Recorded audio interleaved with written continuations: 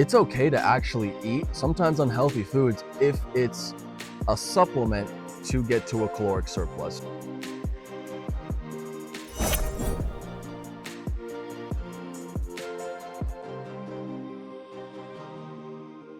What does that all mean? So I actually grew up struggling with obesity. I was clinically obese. I was struggling to lose a lot of weight. So it's actually like really hard for me psychologically to bulk. I know that's actually kind of a problem for a lot of guys. And it's the same way for the other way around, where maybe they grew up pretty skinny and like scrawny, and it's actually hard for them to cut. And it's very interesting to hear those kind of perspectives, because that's what Matt told me about. But Matt is something of a phenom when it comes to exercise science. And what has been really effective for me is actually the carnivore diet. It's actually kept me very lean and able to gain a lot of lean body mass. Now, the hard part about that is that you only have 4 calories per gram of protein and carbs. I need to really start supplementing with a lot of calories, but there's a lot of kind of speculation about, should I be in what's called an anabolic surplus, where your surplus is only in proteins. I'm going to ask Matt about that, but really this was started because I was like, is it okay to supplement with these Costco pastries?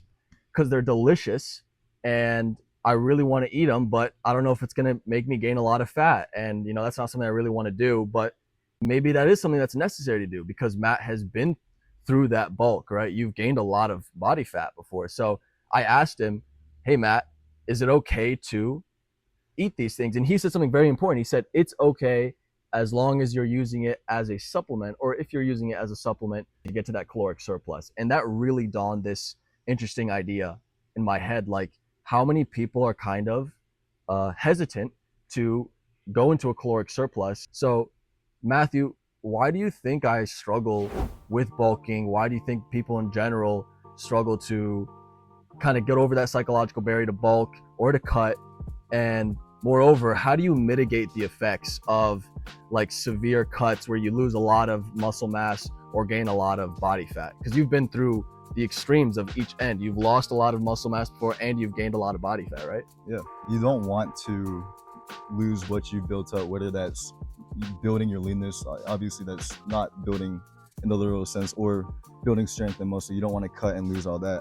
So that's a very common thing. I go through it every time I start. But for the average recreational lifter that wants to get stronger, they want to look leaner, or they just want to be healthier, if you understand that if you're bulking, it's a means to an end, or if you're cutting, it's just you're trying to reach your goal, I think you have to be okay with the fact that you may lose a little bit of what you've built.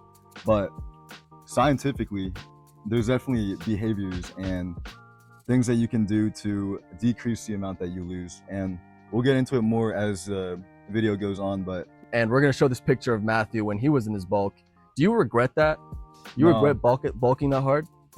I did at the time, but it definitely added the most gains. That was the time where I made the most gains for sure. And like I said, if it's to reach your goal, as long as you're doing everything right afterwards, I think you can bounce back pretty well, even if you're kind of in a rut like I was. You know, that wasn't a great time.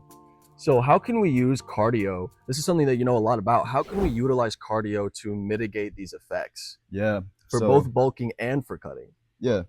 So a lot of people are shying away from cardio. Number one, because it's hard and it's just extra stress that they don't want to go through. But number two, there's this idea out there that cardio kills gains, and that's definitely not completely wrong. However, I would only think about that or consider it if you're doing excessive cardio that's very intense and you're doing that a lot. So the thing is, when you're bulking, you're in a caloric surplus. What that essentially means is that you have a surplus of energy that your body can use. So when you're cutting, maybe you'll be losing more muscle if you're also doing a lot of cardio. But when you're bulking, your body no longer has to think about where it has to allocate its resources. Like, oh, do I give energy to build muscle?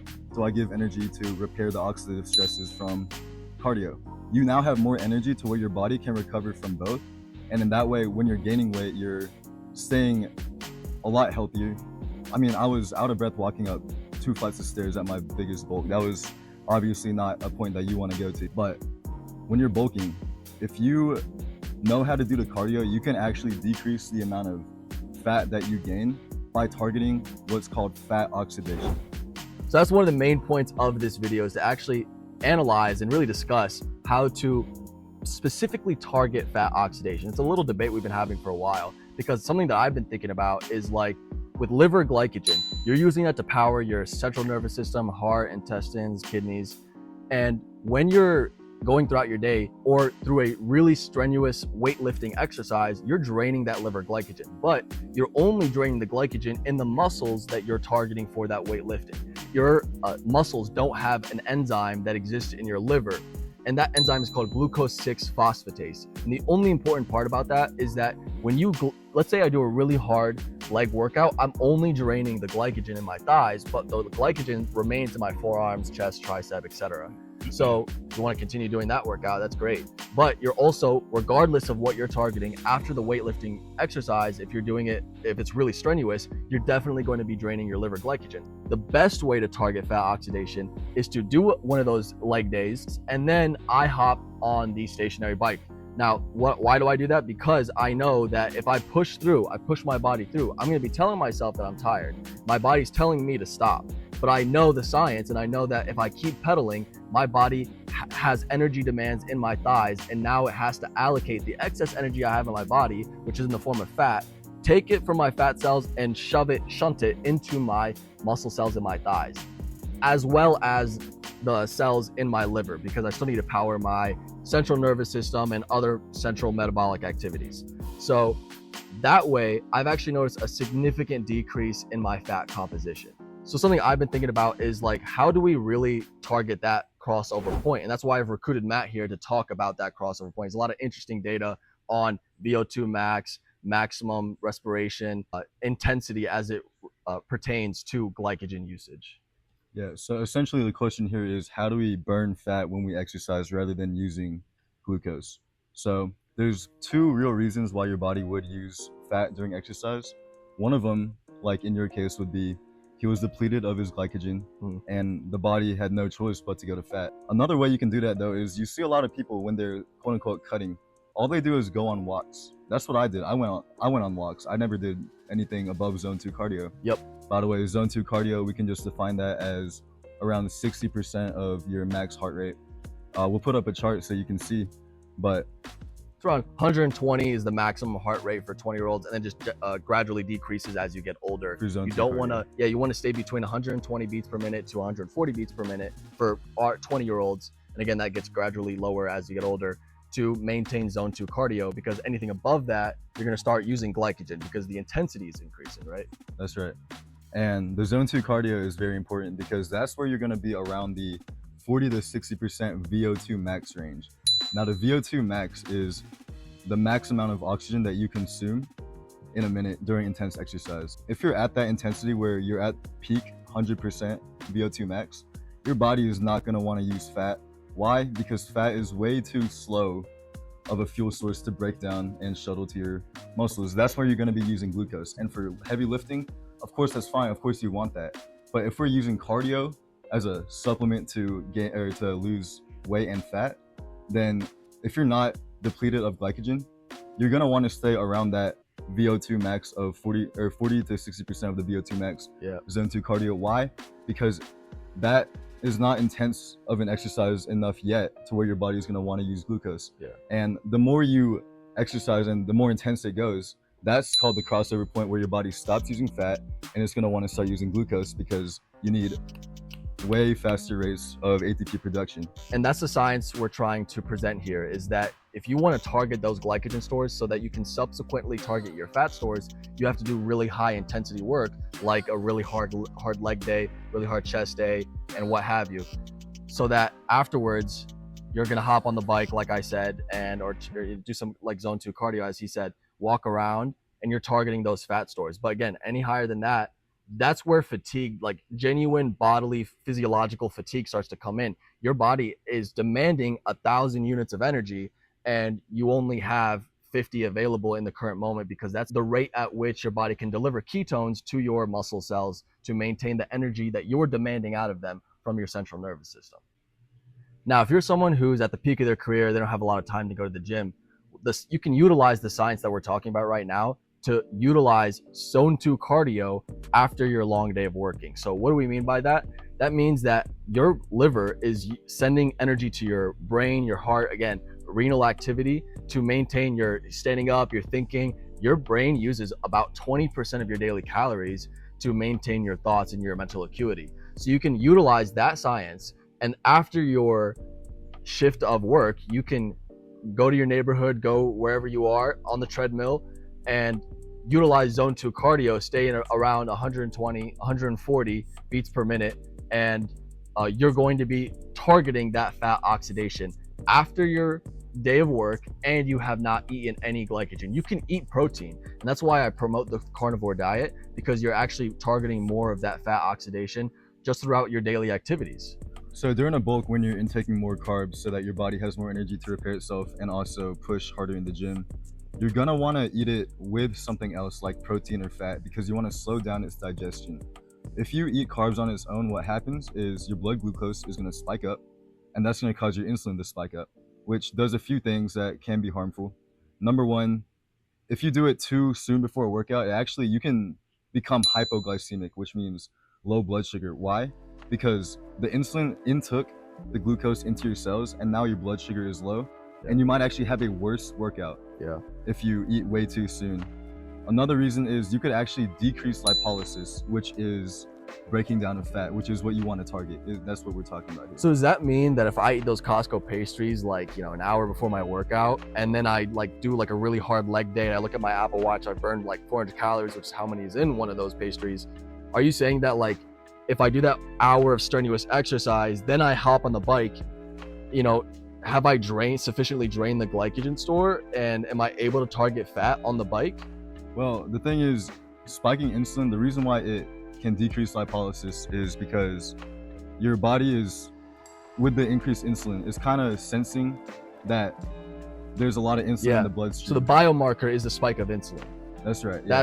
That's the manipulation that you have to think about a little bit. Right. If all that insulin wasn't in the bloodstream, it's because it'd be binding to the receptors, right? So that's where people say like you want to eat your carbs maybe 2 hours before you work out, right? Right. And again, not alone. You want to eat it, well, preferably with protein. And slow down the digestion, not spike your glucose as much, because that's something really interesting that I learned as well. Also, just a tip for in general throughout your life. You mentioned to me something interesting is that when you wake up, your insulin naturally increases, right? At the beginning of the day, right? Yeah, it's actually related to your circadian rhythm. Yeah, that's really interesting. So like people eating, like I eat cereal in the morning, eat lots of carbs, common American breakfast. That's not too bad because your insulin's increasing.